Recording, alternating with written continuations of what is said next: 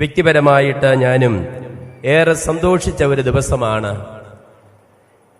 കഴിഞ്ഞ ഒക്ടോബർ 6-ാം തീയതി. അന്നാണ് നമ്മൾ അറിഞ്ഞത് നമ്മുടെ കൂവക്കാട്ടച്ചനെ പരിശുദ്ധ പിതാവ് കർദിനാളായിട്ട് ഉയർത്തിയിരിക്കുന്നുവെന്നുള്ളത്.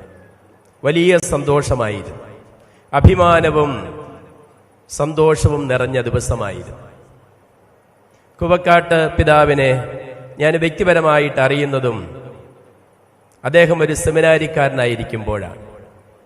ഞാൻ പൗത്തിൽ പിതാവിൻ്റെ സെക്രട്ടറി ആയിരിക്കുന്ന സമയം അന്ന് ലിജി ബ്രദറായിരുന്ന കൂവക്കാട്ട് പിതാവ്, പിന്നീട് ലിജി അച്ഛനായിട്ട്, ജോർജ് അച്ഛനായിട്ട്, മോൺസിഞ്ഞോർ ജോർജായിട്ട്, ആർച്ച് ബിഷപ്പ് ജോർജായിട്ട്, അടുത്ത 7-ാം തീയതി കാർഡിനൽ ജോർജ് കൂവക്കാട്ടായിട്ട് ഉയരുകയാണ്.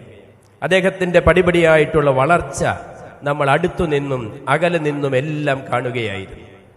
നടന്നു വന്ന വഴികളിൽ വളർച്ചയുടെ വിവിധ പടികൾ കയറിയപ്പോൾ നടന്നു വന്ന വഴികളെ മറക്കാത്ത വ്യക്തിയാണ് കൂവക്കാട്ട് പിതാവ്. ചരിത്രം മറക്കാത്ത വ്യക്തി, തൻ്റെ വഴികളിൽ എന്നും പ്രകാശം ചൊരിഞ്ഞ് തന്നെ നയിച്ചവരെ ആദരവോടെ എന്നും അനുസ്മരിക്കുന്ന വ്യക്തി. ഇന്നും പലരെയും അഭിമന്യ തറയിൽ പിതാവ് പറഞ്ഞു കഴിഞ്ഞു. ഇന്നലെ നന്ദി പ്രകാശനത്തിൽ അദ്ദേഹം ഓർമ്മിച്ചവരുടെ കാര്യം, അത് അദ്ദേഹത്തിൻ്റെ ശൈലിയാണ്. അതാണ് അടുക്കും തോറും ആദരവ് വർദ്ധിക്കുന്ന വ്യക്തിത്വമാണ് അഭിമന്യ പിതാവിൻ്റെതെന്ന് നമ്മൾ തിരിച്ചറിയുന്നത്.